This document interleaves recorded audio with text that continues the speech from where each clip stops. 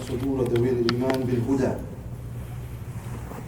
ونكث في قلوب أولي الطغيان فلا تعي الحكمة أبدا. من يهد الله فهو المهتد ومن يضلل فلن تجد له وليا مرشدا. لا إله إلا هو يهدي من يشاء ويضل من يشاء وهو أعلم بالمهتدين. نحمده ونشكره على ثوابه نعمه ونستغفره وأشهد أن لا إله إلا الله ولا معبود بحق سواه وأشهد أن سيدنا محمد رسول الله.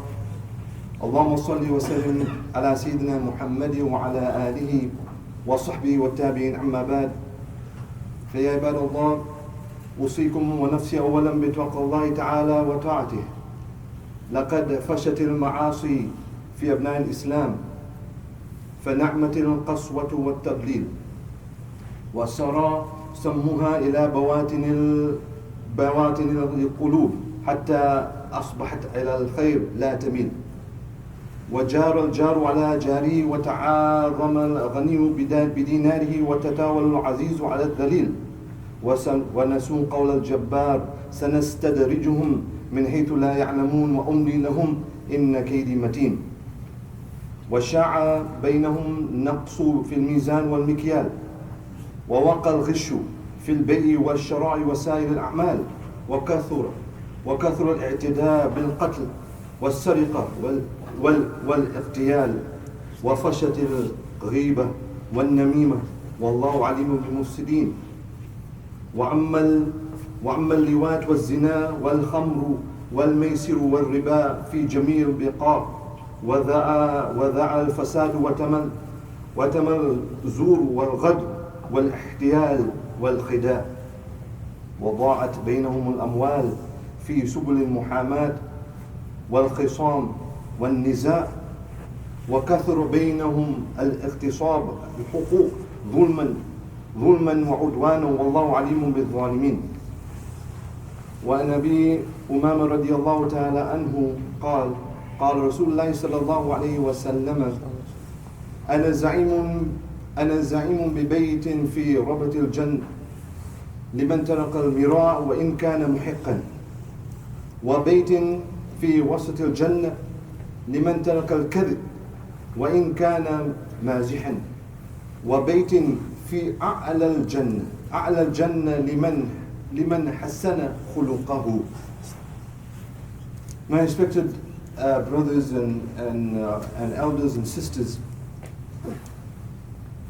it's a great pleasure and it is a mercy from Allah subhanahu wa ta'ala that whoever Allah subhanahu wa ta'ala guides, there is no one who can lead astray, and whoever Allah subhanahu wa ta'ala has not written guidance, there is no power, no might, no family, no wealth that can lead that person to the guidance of Islam. And I bear witness that there is no one worthy of worship but Allah, and Muhammad sallallahu alaihi wasallam is his servant and messenger. Allahumma salli ala Sayyidina Muhammad wa ala ali Sayyidina Muhammad wa barik wa sallim, amma ba'd. Some asked me to talk about the aspect of justice, al-adl. Allah subhanahu wa ta'ala uses this word in the Quran many times. Sometimes the Prophet sallallahu alaihi wasallam would prefix his khutbah by saying, "Inna Allah ya'muru bil adli wal ihsan." And Allah subhanahu wa ta'ala said, for example, "Innamal mu'minuna ikhwah fa aslihu bayna akhawaykum wattaqullah." Allah subhanahu wa ta'ala said that He likes al-adl to be just. But I found that when I was thinking about this, when we have these noble characteristics like justice and ihsan also, ihsan is just off getting sidetracked. Ihsan is a word that if we don't understand Arabic, we just open a book, it says righteous. But ihsan is not righteous. Being righteous is part of ihsan. And so when you look at words like adl and sabr and shukr, patience and thankfulness, and if you look at justice, all these things, they're characterized by one like overriding quality that is possessed by all the prophets, but especially by the Prophet sallallahu alaihi wasallam. And this is a person's good manners, his adab, his akhlaq. Because a person, a Muslim, a mu'min, if he has perfected his manners, then there is no way that he would be a committer of gross injustice. He would be a fair person. He would be a just person. He would be an honest person. He would be a muhsin. So all these characteristics, the head of all of them is husnul khuluq, to have very good and refined manners. So I thought that rather than talk about one of the branches, one of the fruits of good manners, of good adab, I would talk about adab itself, which in my estimation is one of the most important aspects that a Muslim can have, and that we Muslims today are more in need of than ever. Because there's a hadith where the Prophet ﷺ said that ajibtu, it surprises me that a person, he can buy a slave bi amwalihi, with his wealth, and he can set him free. Why does he not buy a free al-ahrar bi ma'rufihi? Why doesn't he buy a free person by his good manners? You know what he's saying? He's saying, if you have good manners, you have someone that eat out of the palm of your hand. Today, because of whatever monstrosities are being committed in the world, the Muslims are in need as in no time before, for the world to see that what is the legacy, what is the teaching of this Nabi of yours. And the Prophet ﷺ said,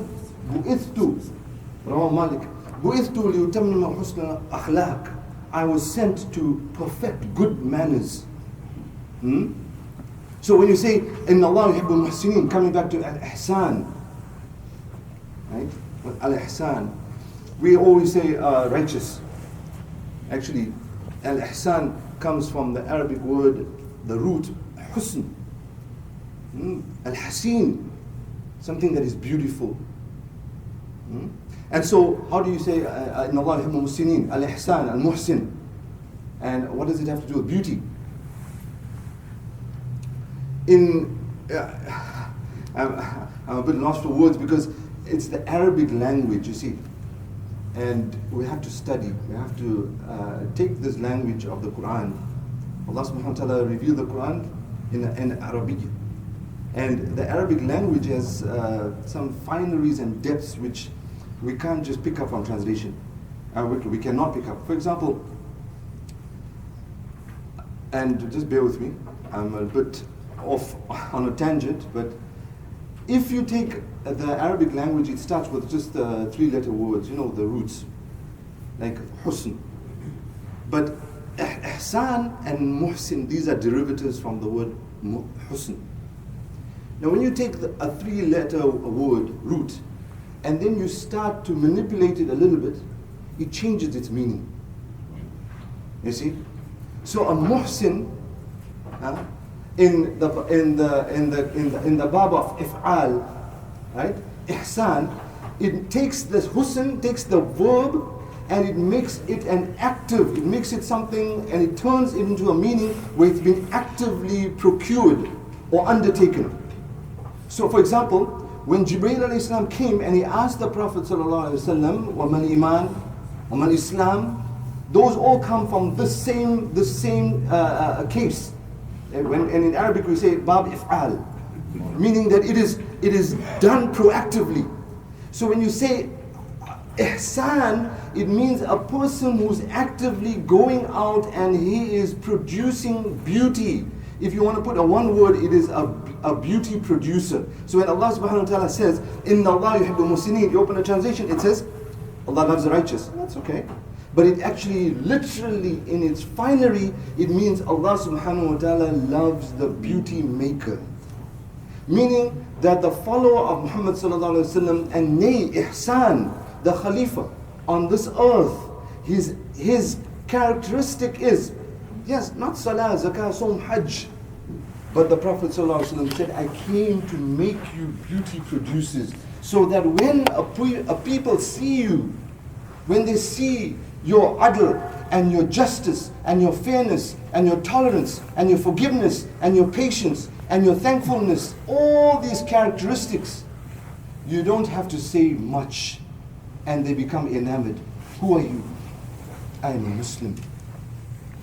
When they see your presence, when they see how you look, the concept of adab in Islam is just, its breadth has no limits. Its breadth has no limits. It can be as small, and I say small because there's no aspect of adab for Islam that is small. It can be as small as picking up one piece of litter, to as big as forgiving when you had the right or the ability to take retribution. How many times did the Prophet ﷺ be abused and he forgave? How many times was the Prophet ﷺ was made aware of the munafiqun and he performed janazah for when a munafiq died, till Allah subhanahu wa ta'ala told him, La taqum ala qabri abada, no, it's not for you. How many times was the Prophet ﷺ pulled? How many times was he abused, verbally and physically, and he let it go? Nay, that's letting go is one. But he substituted it with something better. So I wanted to just leave with a few words about this aspect of adab. Since the beginning of civilization, every society has always had rules to govern and to keep its members acting in accordance with its rules. Otherwise, there'd just be chaos. A university has certain rules. Student comes in, admitted, of course, we'll take your payment, your tuition, but these are our rules. Some professors at the beginning of the course will say, here's my rule, attendance this much, eating allowed, not allowed, whatever it is. And this is true for every society and its subgroup. That to function properly, it must be governed by a code, protocols. We say ethics, manners. And we say etiquette. And interesting, because of all the news in France, the word etiquette comes from un ticket, meaning a ticket, one ticket. Because in the concept outside of Islam, etiquettes are defined by social structure. Meaning that if you have a ticket to certain types of events, you'll be admitted. Do you have a ticket to the VIP section? So you can enter. Are you a member of the royal family? So you get certain etiquettes. Oh, you're the lower class, so you have different set of etiquettes. You eat differently. You sit differently. You dress differently. Right? So this concept of adab in Islam, and remember, this is what the Prophet ﷺ came to teach. Before Nubuwwah, what was he known for? Salah, Zakah, Sawm, Hajj, Jihad? No, the Prophet ﷺ was known for his honesty, as-sadiq. He was trustworthy, al-amin. He was known as a person who had a very soft personality. He was not harsh. He did not shout in the marketplaces, and etc., etc. So my respected brothers, going back to this aspect of etiquette, in the concept of etiquette and adab outside of Islam, it is defined by your social or economic class. Same too in a university, since we are in a university town or city. If you are a professor or etc., you have different etiquettes and protocols, and if you are a student, different. In the adab of Islam, it's different. Allah subhanahu wa ta'ala does mention some etiquettes in the Quran, but as is as in the case of all things, He sent a messenger. لَقَدْ مَنَّ اللَّهُ عَلَى الْمُؤْمِنِينَ إِذْ بَعَثَ فِيهِمْ رَسُولًا. That Allah sent a great favor. يَتْلُو عَلَيْهِمْ آيَاتِهِ. First He's going to recite and relate the signs of Allah subhanahu wa ta'ala. يَتْلُو عَلَيْهِمْ آيَاتِهِ وَيُزَكِّيهِمْ. He's going to take you on a path of tazkiyah. He's going to purify you. He's going to make you cleansed. وَيُعَلِّمُهُمُ الْكِتَابَ وَالْحِكْمَةِ. وَيُعَلِّمُهُمُ الْكِتَابَ وَالْحِكْمَةِ. What is hikmah? Again, hikmah is wisdom. Hikmah in its literal sense means to put everything in its proper place. So a person who knows how to put his words in a proper place, or his actions or his hands, this is called hikmah. Right? But we say wisdom. Again, we're losing out on the translation. So what happens is that the Prophet ﷺ comes to teach us. He comes to purify us. He comes to show us that how. So the Quran, going back, the Quran does mention a few. For example, Allah subhanahu wa ta'ala said, يَا أَيُّهَا الَّذِينَ آمَنُوا لَا تُقَدِّمُوا بَيْنَ يَدَيِ اللَّهِ وَرَسُولِهِ.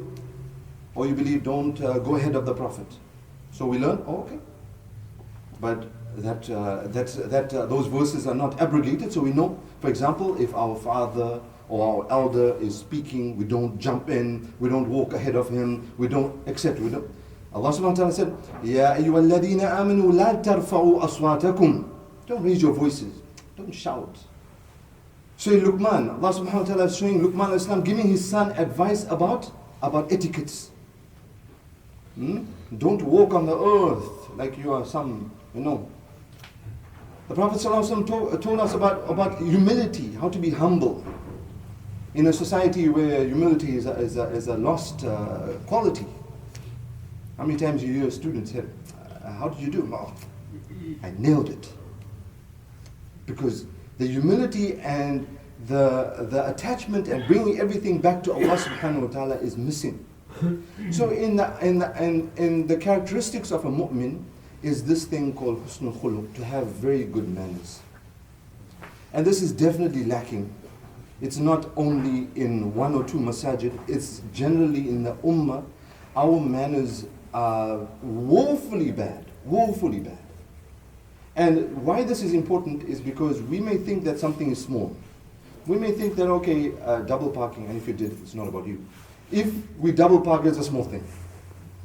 Or if we dress we come to the masjid in a t-shirt and jeans, and if you have, I'm not vilifying you, I'm saying, these things are not small. Right? Al-dhulm dhulumat yawm al-qiyamah. One small dhulma, it adds on. And so the Prophet ﷺ wouldn't let little transgressions go. He wouldn't just see something and say, okay, let it go. Oh, it's a small thing. It's small thing. Small. Oh, it's a small thing. Suddenly we have people, I don't know what they would do. But he would be very particular about everything that he saw in the Sahaba. Radiyallahu ta'ala anhum. And this way, they started to transform themselves. Their manners, their etiquettes. And I'm not just talking about our manners in terms of honesty. If you open, and we should, because even when we undertake courses of study, first thing we want to learn is fiqh. Everyone wants to become a mujtahid. And everyone wants to become faqih. And tafsir. Oh, when's tafsir? But where do we ever undertake a course of study in adab? It's not even offered.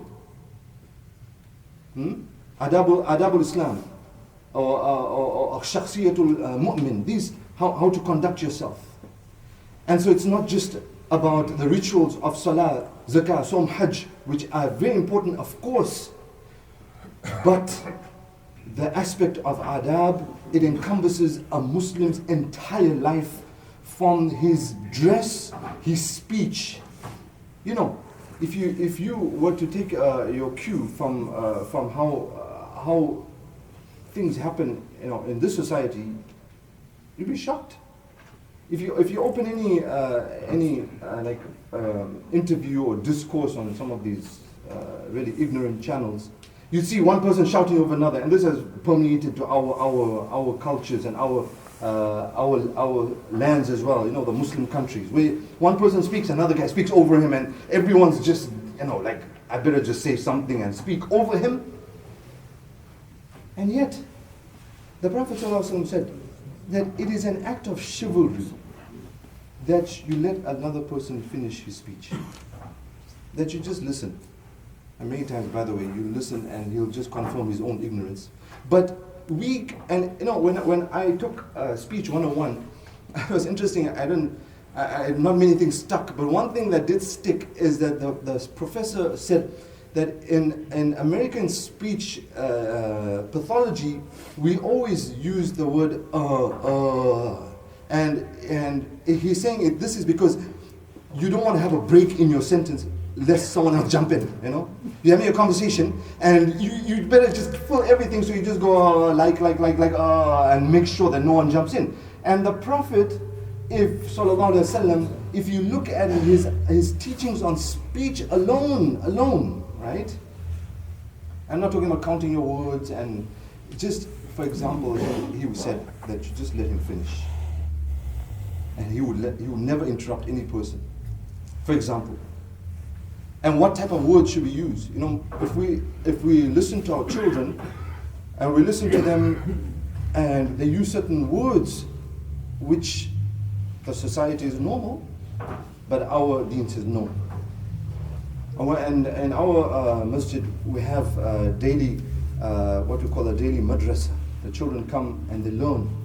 And we try and take them out, like weaning off these words that they learn in the public school, right, system, which are normal. And we try and say, no, it's better to use these types of words.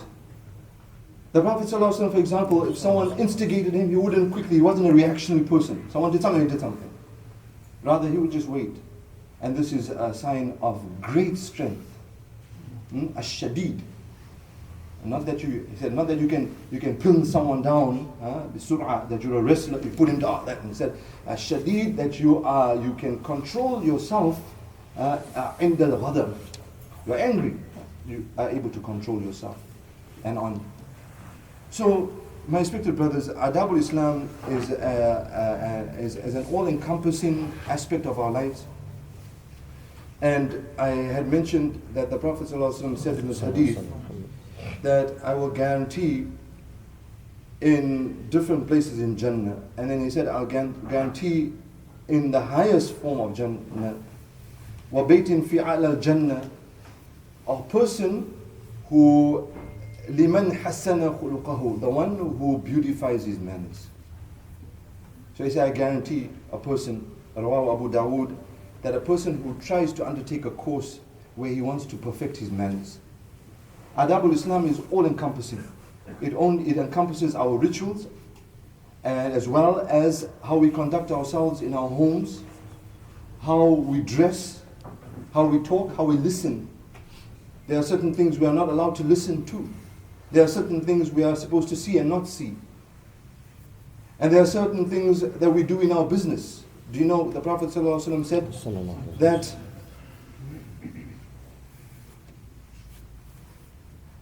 he said, التاجر الصديق مع الأنبياء والشهداء والصالحين يوم القيامة. أو كما قال. He said, an honest businessman will be مع الأنبياء والشهداء, will be with the Anbiya and the Shuhada and the Salihin on the day of Qiyamah. He's showing us about business ethics. In a time where there is so much corruption. You can't find one honest person. Show me an honest businessman, and the Prophet ﷺ said, I'll show you his company in the day of Qiyamah. And I always am amazed, and I always think back to my own experiences. But if you go into in the sub-Saharan parts of Africa, in the southern African continent, you find a lot of the immigrants were business people, and if you go to them and they would sell cloth, they would always cut extra to make sure that the customer was never shortchanged off a little bit. I always found that interesting.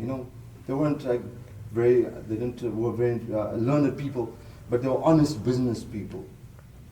And so he's saying that, look, in business you have ethics. In studying you have ethics. In professoring you have ethics. As in husbandry, you have a way to perfect your manners. As a Muslim and a mu'min, you have a way, and as a result, people will look at you, they'll become enamored by you, and you will have to speak less, and more people, instead of, now we have so many words, talking, and interneting, and I'm not saying that they don't have their place, but the Sahaba spoke little, and the effect was greatly magnified, because people looked at them. People looked at them. Today, my respected brothers and sisters, the world wants to see that, oh, this Islam, let us see your akhlaq. We can say salah, salah, salah, but they want to see our akhlaq, how we conduct ourselves. They want to see our appearance, believe it or not. Because they are a nation that mutilates itself openly and in ways that we are taught in our deen also. And they are a nation, a world I'm saying, that is so devoid of ethics and beautiful manners. What do I mean by this? Let me give you an example about justice. When Ali radiallahu ta'ala anhu had, there was a disagreement between him and a Jewish person. You see? And so they took this case to Umar radiallahu ta'ala anhu. And Umar, he was getting ready to adjudicate this case, and he said that he called the Jewish person and he said something like, come forward, and then he said that Abul Hassan, you also take your place. And then he adjudicated, but he saw that Ali was not happy. So he asked him that, why are you not happy? Is something wrong? Did something in the proceeding, the way I determined the case and the plaintiff, defendant, the whole thing? He said, no, I did not like that you called me Abul Hassan, because I did not, because in Arabic when you call someone by the kunya, it is a term of respect as well as endearment, right? So he said, I didn't want you to give me that extra endearment, lest he think that I'm treated favorably. A small thing, and he's worried about whether he's perceived as just or not. We today, we come from some places where you can't do anything without like openly being dishonest with someone. And he's worried about, you calling me by my kunya? You see? Imam Bukhari rahmatullahi alayhi, once he was selling a horse, and a person came and he wanted to buy the Imam's horse, and he said that I'll sell. He didn't really sell the horse yet, but he made a niyyah that he would sell the person the horse, and he said, I'll let you know when you come back. And when someone else heard about what was going on, so he offered the Imam more money. And the Imam said, no, I've already sold it to that person. He said, no, but you didn't say, you didn't say the qubul, offer acceptance. You don't accept. He said, no, but my niyyah. In my niyyah, I said, yeah, I sold it to him. Now you think, subhanallah, how can he then start his sahih with innamal a'malu bin niyyat? And he himself is such an adherent to niyyah that in the fiqh there's no deal, because he didn't give the acceptance, but in his niyyah he already had determined that he was going to accept the offer of that person who had offered less than the one who came after. This is called ethics. My respected brothers, Allah subhanahu wa ta'ala give us all understanding. When Jabir radiallahu ta'ala anhu anna Rasulullah sallallahu alayhi wa sallam قال إن من أحبكم إلي وأقربكم مني مجلسا يوم القيامة أحاسنكم أخلاقا. وعن مالك رضي الله تعالى عنه رحمه الله أنه بلغه أن رسول الله صلى الله عليه وسلم قال بعثت ليتمم حسن الأخلاق. وعن معاذ بن جبل رضي الله تعالى عنه قال آخر ما أوصاني به رسول الله صلى الله عليه وسلم حين وضعت رجلي في الغرز أن قال لي أحسن خلق للناس معاذ بن جبل. وعن عبد الله بن عمر رضي الله تعالى عنهما يقول سمعت رسول الله صلى الله عليه وسلم يقول إن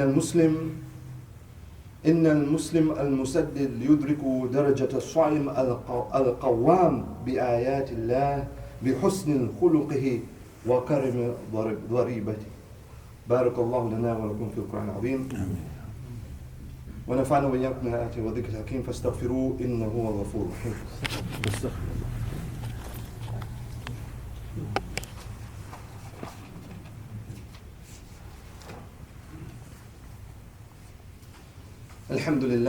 الحمد لله الذي قرب لحضرته من اصطفاه من عباده وقدم لخدمته. وأشهد أن لا إله إلا الله وحده لا شريك له جعل العزة والسعادة في طاعته.